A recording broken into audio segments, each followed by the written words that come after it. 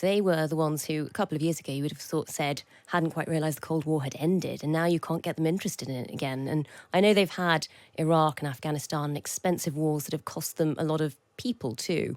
But this is a war somebody else is fighting. It's kind of cheap at twice the price. You know, they're only providing kit, and they're getting rid of Russia as sort of a proper threat for at least a generation. This interesting thing that Kevin McCarthy has been removed as the Speaker of the House in America.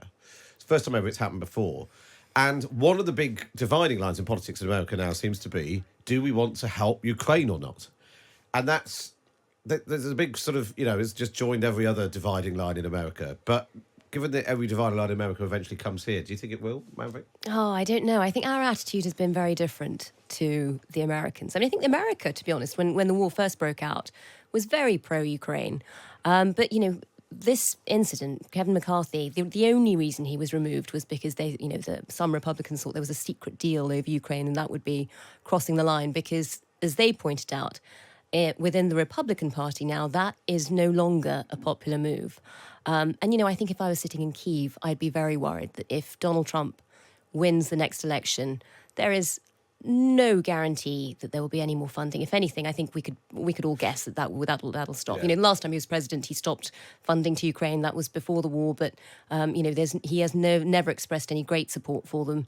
I think that's going to be over. And the problem is, American society is so fractured. They follow Trump, and you start to see it all over social media now. There's all this sort of conspiracy theories about corruption and where the aid money is going. And it's right to ask questions, but it feels like they've already decided without doing any of the work. And I think that can travel. We're seeing it in bits of Europe. Slovakia has just had an election. The president, won on the ticket of saying not one more bullet will be sent to Ukraine. Poland has one in 2 weeks. Again, there's suddenly ramping up of Ukrainian aid rhetoric, which is really alarming. And I think for us, we are still very supportive, but we were never providing the bulk of the aid. I think that's going to leave us in a really difficult position if other people start to pull aid from the armies going over. That's the point. We really have no agency in this. If the Americans pull out, the whole thing is over. I think this Congress thing is a bit of a hiccup, but if it's a straw in the wind... Yeah, exactly. And if Trump gets in, I don't think that will ever take root in Britain. I think Britain, well, for a start, we're a lot closer to Ukraine. Well, that's the other thing, is that actually, States are. in a way, the surprise has been that Joe Biden's held the line so... Because ultimately, Ukraine's a lot further away from America than it is from us, and the politics of America is so stung by Iraq and Afghanistan, and for older Americans, Vietnam as well.